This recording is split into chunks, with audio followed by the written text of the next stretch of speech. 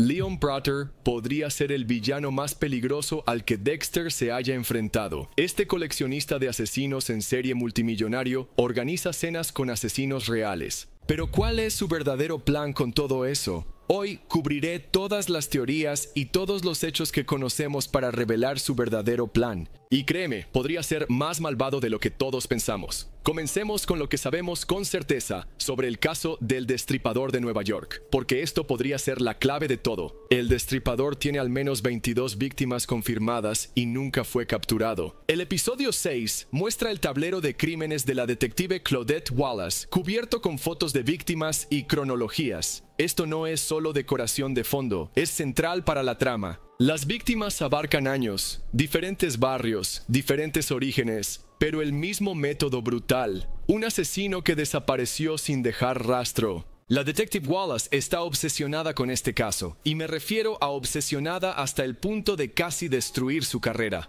Pasó años tratando de resolverlo, siguiendo pistas que no llevan a ninguna parte, persiguiendo a un fantasma que dejó cuerpos por todo Nueva York. Otros policías han abandonado el caso, los archivos acumulan polvo, pero Wallace no puede dejarlo ir. Ella sabe algo que todos los demás pasaron por alto. Ahora es donde se pone interesante. La colección de Leon Prater incluye una palanca, supuestamente el arma homicida del Destripador de Nueva York. La exhibe casi con orgullo. Esta era del Destripador de Nueva York. Cuando se menciona al Destripador en una conversación, Prater muestra un interés inusual, mencionando que el asesino nunca fue capturado con verdadera admiración. Piensa en eso por un segundo. La mayoría de las personas, incluso los entusiastas del crimen real, hablan de casos sin resolver con frustración o curiosidad. Prater habla del Destripador como un artista discutiendo su obra maestra, como alguien personalmente invertido en el legado. El propio Peter Dinklage ha sido reservado sobre esta conexión. En entrevistas, dijo que Prater nunca ha cometido un crimen violento él mismo, pero le gusta estar cerca de ellos de segunda mano. Observa esa cuidadosa redacción. Nunca ha cometido un crimen violento él mismo. Eso no significa que no los haya facilitado o encubierto. No significa que no haya protegido a alguien que sí lo ha hecho. También está la conexión geográfica que los fanáticos han estado trazando. Prater creció en Nueva York, específicamente en los barrios donde operaba el Destripador. El programa no ha confirmado explícitamente qué barrios, pero la implicación es clara. El joven Leon Prater estaba allí cuando el Destripador estaba activo. Habría visto la presencia policial, el miedo en la comunidad, tal vez incluso conocía a algunas de las víctimas. Ahora, hay dos teorías principales sobre esta conexión, y ambas son aterradoras de diferentes maneras. La primera teoría es que Prater es el propio Destripador. La línea de tiempo podría funcionar, tendría la edad adecuada, tiene un conocimiento íntimo del caso, y poseer el arma homicida sería el trofeo definitivo para un asesino escondido a plena vista. Piénsalo. ¿Qué mejor cobertura que convertirse en un filántropo multimillonario? ¿Quién sospecharía de alguien que dona millones a la caridad de ser un asesino en serie de hace décadas? Tengo que preguntarte, Leon Prater, ¿quién eres tú? Esta teoría gana peso cuando consideras su comportamiento actual. Se rodea de asesinos porque él es uno. Los entiende porque comparte su oscuridad. Las cenas no son solo una colección. Son una comunión con los de su propia clase. La segunda teoría sugiere que alguien cercano a Prater, posiblemente un miembro de la familia, tal vez un hermano, era el Destripador, y Leon usó sus recursos para protegerlo. Esto explicaría su fascinación por los asesinos en serie y por qué parece entenderlos tan bien. No es admiración, es culpa transformada en obsesión. Imagina al joven León descubriendo el secreto de su hermano, el horror, la elección de delatar a la familia o volverse cómplice. Si eligió protegerlo, esa decisión definiría toda su vida. Cada dólar ganado, cada conexión hecha, todo al servicio de mantener ese secreto enterrado. Esta teoría explica por qué guarda el arma homicida. No es un trofeo, es una evidencia que está controlando. Mientras la tenga, nadie más puede probarla para detectar ADN, huellas dactilares u otras pruebas forenses que la tecnología no podía detectar hace décadas, pero que podría revelar hoy. Pero aquí está lo realmente importante. Ya sea que Prater sea el Destripador o solo esté conectado al caso, este misterio le da ventaja sobre la detective Wallace. Ella necesita respuestas. Él podría tenerlas. Esa dinámica va a importar a medida que avance la temporada. La verdadera pregunta es por qué Praetor arriesgaría mantener el arma homicida si está conectado al caso.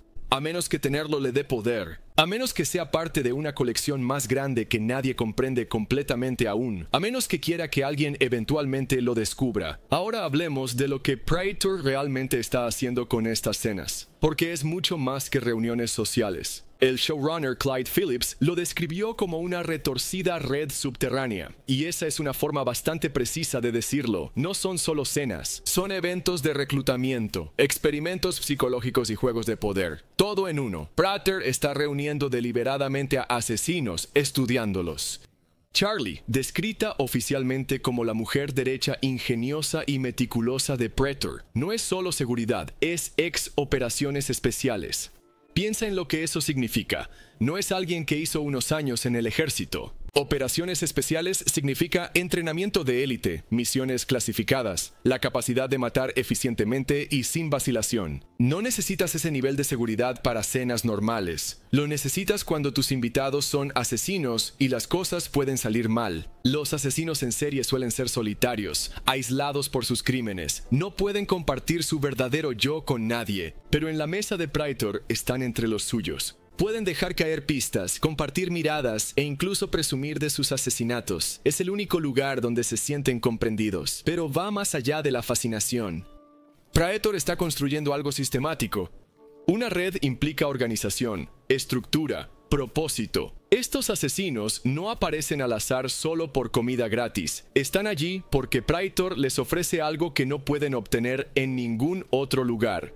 Protección comunitaria y, por supuesto, dinero. Y Praetor se sienta en el centro como una araña en su red, recopilando sus historias, sus métodos e incluso sus servicios.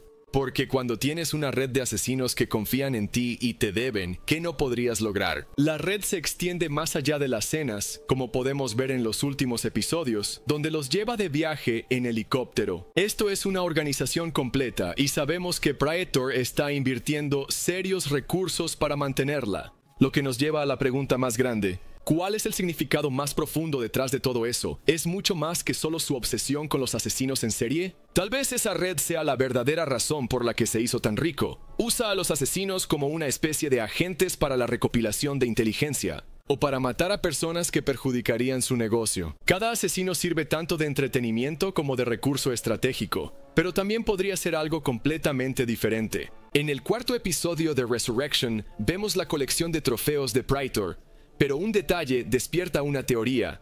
Leon Praetor posee las diapositivas de sangre originales de Dexter Morgan. Por favor, no toques, lo siento. Y la forma en que las adquirió nos dice todo sobre sus recursos e intenciones. Praetor afirma que las compró a un agente del FBI con un problema de juego. Compré estas a un agente del FBI con un problema de juego. Piensa en lo que significa esa transacción. Estas diapositivas eran evidencia en uno de los casos de asesinos en serie más infames en la historia de Florida. Se suponía que debían ser destruidas o guardadas para siempre en el almacenamiento de evidencia federal. En cambio, están en la colección privada de un multimillonario. Desglosemos lo que incluso requería obtenerlas. Primero, Praetor tenía que saber que las diapositivas existían y dónde estaban almacenadas. Eso significa conexiones profundas dentro de la aplicación de la ley federal. Segundo, tenía que identificar a un agente con acceso y vulnerabilidad. Eso sugiere investigación de vigilancia, posiblemente incluso orquestar la deuda para crear apalancamiento. Tercero, tenía que ejecutar la transferencia sin activar los protocolos internos del FBI. Esto no es comprar arte robado, esto es adquirir evidencia federal. Cuando el caso del carnicero de Bay Harbor estalló, estas diapositivas eran evidencia clave. Representaban más de 40 víctimas, años de asesinatos y un registro completo del oscuro pasajero de Dexter. La versión oficial es que James Doakes era el carnicero de Bay Harbor. Sargento. James Doakes. Sargento. Caso cerrado, asesino muerto, justicia servida. Pero alguien dispuesto a pagar grandes sumas por esas diapositivas probablemente no se cree la versión oficial. Tendrían preguntas, tendrían teorías, habrían hecho su propia investigación. Considera lo que Praetor descubriría con una investigación básica. Doakes con fuerzas especiales, entrenado para matar eficientemente en combate. El carnicero de Bay Harbor era metódico, ritualista, alguien que hacía del asesinato una ceremonia. Doakes era agresivo y directo. El carnicero era cuidadoso, paciente e invisible durante años. Los perfiles psicológicos no coinciden. Luego está el conocimiento forense. El carnicero sabía exactamente cómo deshacerse de los cuerpos para evitar ser detectado, cómo limpiar escenas del crimen, cómo evitar dejar evidencia. Alguien como un experto en forense. Y si volvemos a Dexter, New Blood, y escuchamos el podcast que hizo Molly Park, incluso ella, solo como bloguera de internet, no se creía que Doakes fuera el carnicero de Bay Harbor. En su podcast dijo, pero ¿y si estaban equivocados? Porque aquí está la cosa. Investigué un poco en Reddit. Encontré a un tipo que afirma que hizo operaciones especiales con Doakes. Dice que Doakes estaba fuera del país, haciendo cosas clasificadas cuando ocurrieron algunos de los asesinatos del BHB. Así que si ella puede obtener ese tipo de información, ¿cómo no podría Prater? Seguro que tiene los recursos para realizar ese tipo de investigación fácilmente. Y se muestra que es muy calculador. ¿Y si solo juega con Dexter como una especie de guerra psicológica? Cada vez que Dexter ve esas diapositivas, tiene que preguntarse si Prater sabe que alguien tan obsesionado con los asesinos en serie, alguien que estudia casos obsesivamente, notaría patrones. Miami Metro tuvo un número inusual de casos de asesinos en serie. El asesino del camión de hielo apuntó específicamente a Dexter. Trinity mató a Rita Morgan, el cirujano del cerebro, los asesinos del juicio final. El nombre de Dexter Morgan aparece en todos estos casos. Un analista de salpicaduras de sangre que sigue encontrándose en el centro de la actividad de asesinos en serie, pero el programa no ha confirmado eso. Prater lo sabe. Lo que podemos confirmar es que poseer estas diapositivas le da poder, si alguna vez las conecta con Dexter. Eso es influencia.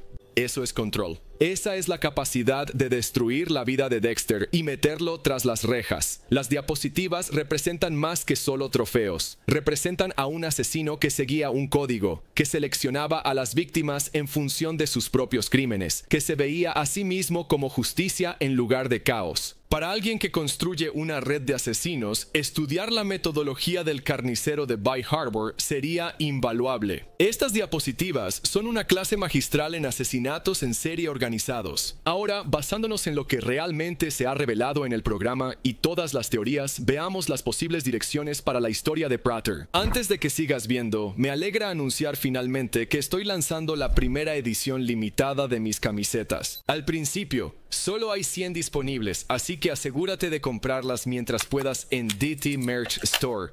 Disfruta el video. Primero está la trayectoria del coleccionista, pero no de la manera que podrías pensar. Prater no está coleccionando solo por satisfacción personal. Está construyendo algo más loco, un museo viviente de asesinos. Piénsalo. La mayoría de los coleccionistas tienen objetos, artefactos, cosas que Prater colecciona. No solo eso, colecciona a los propios asesinos. Podría estar creando un estudio de asesinatos en serie con personas reales que puede observar, entrevistar y analizar. Esto va más allá de la fascinación hacia algo más académico, más sistemático. Podría estar documentando todo. Perfiles psicológicos, preferencias, rituales de asesinato. Imagina los datos que está recopilando de estas cenas. Cada conversación es potencialmente grabada. Podría estar construyendo la mayor base de datos sobre la psicología de asesinos en serie jamás hecha. Segundo, está el arco de corrupción, específicamente centrado en Dexter. Prater podría ver a Dexter como su premio definitivo. No solo para coleccionar, sino para corromper y transformar. El carnicero de Bay Harbor representa algo único en la colección de Prater. Un asesino con un código, un asesino que se salió con la suya, un asesino que engañó a todos, incluido el FBI. Si Prater pudiera convertir el código de Dexter para servir a sus propósitos, tendría el arma perfecta. Un asesino que puede eliminar problemas mientras mantiene la apariencia de justicia. Un asesino que sabe cómo evitar ser detectado. Un asesino que podría enseñar estas habilidades a otros. Las diapositivas de sangre apoyan esta teoría perfectamente. No son solo trofeos, son cebo, prueba de que Prater tiene algo sobre Dexter. Prater podría querer corromper el propio código. El código de Harry trataba de canalizar la oscuridad hacia la justicia. La versión de Prater podría tratar de canalizar la oscuridad hacia sus propios objetivos. Imagina las habilidades de Dexter, pero seleccionando víctimas basadas en las necesidades de Prater en lugar de sus crímenes. Tercero, está la revelación del Destripador de Nueva York como final del juego. Si Prater está conectado con el Destripador, ya sea como el asesino o como alguien que protege al asesino, esa revelación parece inevitable. El detective Wallace está demasiado enfocado, demasiado obsesionado para que ese hilo no dé frutos, y cuando lo haga, todo cambiará. Pero aquí está el giro. ¿Y si Prater quiere ser revelado? ¿Y si toda esta red, toda esta operación ha estado construyéndose hacia el momento en que el mundo descubra que uno de sus multimillonarios más respetados está conectado con uno de los asesinos más infames de Nueva York? Piensa en el impacto. Cada caridad que ha apoyado se vuelve manchada. Cada político al que ha donado se convierte en sospechoso.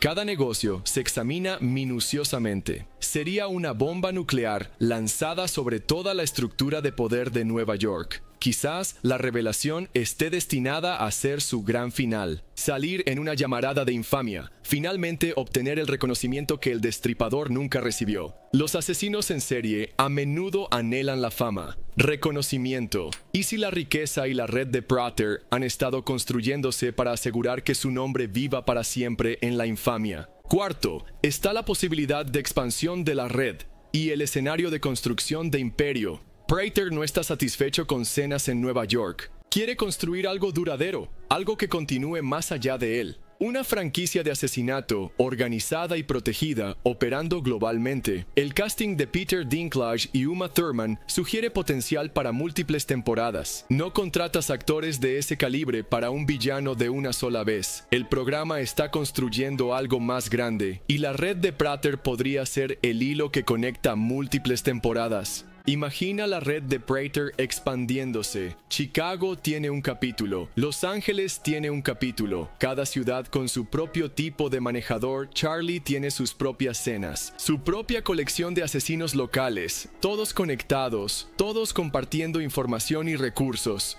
todos protegidos por los miles de millones e influencia de Prater. Esto ya no se trata solo de coleccionar, se trata de revolucionar el asesinato en serie en sí mismo. Crear un ecosistema donde los asesinos puedan operar más eficazmente, compartir técnicas, evitar la detección a través de inteligencia compartida. Es asesinato, convertirlo de una búsqueda solitaria en una industria organizada. Quinto, y quizás lo más perturbador, es el plan de sucesión. Prater es viejo, no vivirá para siempre, pero su red, su colección, su imperio, eso podría ser heredado. ¿Y quién mejor para heredarlo que alguien joven, alguien con la oscuridad ya dentro de ellos? Alguien como Harrison Morgan. Harrison ha matado, tiene la predisposición genética. Es joven, moldeable y busca desesperadamente propósito y pertenencia, no solo llevándose a Dexter, sino llevándose a su hijo, creando una dinastía de oscuridad que abarca generaciones. Prater podría ver a Harrison como su verdadero sucesor, el que puede llevar su visión adelante mucho después de que él se haya ido. Lo crucial es que estos finales no son exclusivos. Prater podría estar persiguiendo todos ellos simultáneamente. Construir la red mientras corrompe a Dexter. Expandir el imperio mientras prepara a Harrison. Documentar todo mientras se prepara para su propia revelación. La respuesta real podría ser aún más compleja. Prater podría tener objetivos que aún no hemos visto indicios de, pero sea cual sea su final, una cosa es segura. Dexter ahora está en la órbita de Prater, y eso es exactamente donde Prater lo quiere.